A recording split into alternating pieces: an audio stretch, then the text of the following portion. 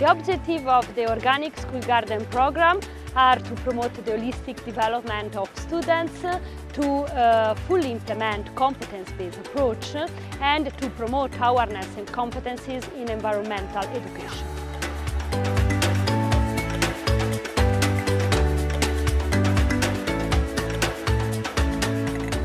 The school Appiah-Mensah was having a garden before VIS approached the school concerning an organic garden they want to implement. Well, we accepted it in good faith because we wanted a new challenge. So we consulted the owners of the land and they gave us a perfect land. There was a workshop that was run for this organic garden where animators were selected for various schools in Appiah-Mensah. We are lucky to also have one.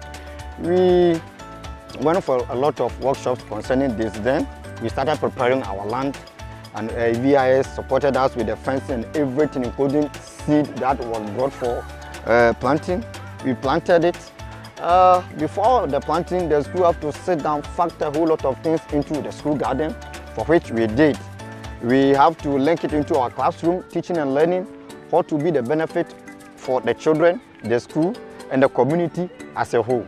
So there was a plan that was drawn to this peculiar task, for which we executed it excellently.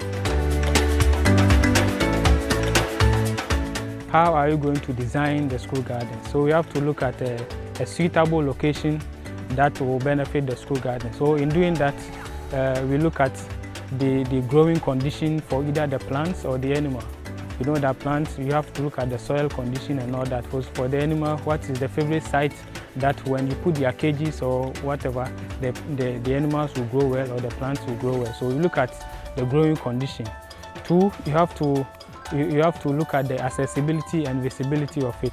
It is very important that the school garden is close to the farm, because if it's far away from the farm, it discourages the learning process. It becomes very difficult for the teachers to utilize it for the intended purpose.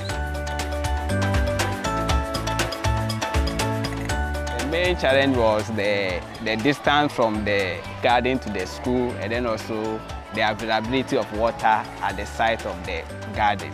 And so because of that, we decided to move in here. We had a discussion with VIS and the ENI, and then through their support, we relocated to the new site. We've done the fencing, and then also we are starting a new garden in the school year. So we look at what are the strengths of the garden. We look at what are the weaknesses, what are the main challenges of the garden.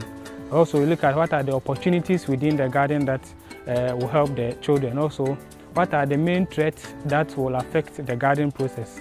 So we look at that. I believe the garden serves as a first-hand learning experience, connecting curricular activities through extracurricular activities. Because it equips them with responsibility, we are teaching them, or they are learning how to be responsible adults, because they are taking care of the plants, and they have activities. We have a roster, we have a plan where each class has a specific day where they get to work in the garden. And we believe they are building a lot of skills such as social competence.